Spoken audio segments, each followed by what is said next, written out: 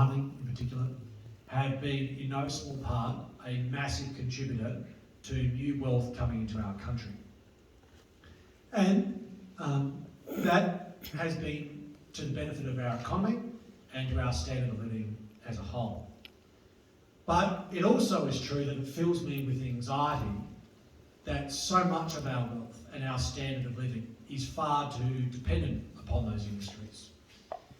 And I say that because if you look at where that wealth comes from, it isn't just coming from resources that are running out, it's actually coming from resources that are going out of fashion very quickly, particularly fuel sources that are carbon intensive.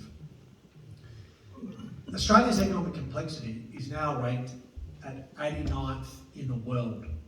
We have one of the highest GDP per capita, but our economy is one of the least complex anywhere in the world. The reason for that is because of our relative dependence upon wealth coming from our natural resources. We have to change the dial on this, and we have to start now.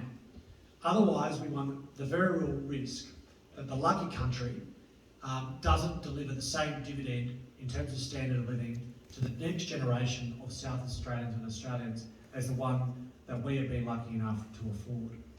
We necessarily have to invest more aggressively in the economic transition of our country through our human capital, but also around industry, around the decarbonisation of industry than we ever have before. And when I think about the state government's top line agenda in terms of the big reforms that we are pursuing, they speak directly to that. My frustration is that regardless of the size and the depth of that policy effort, is that it very seldom plays itself out in the mainstream media.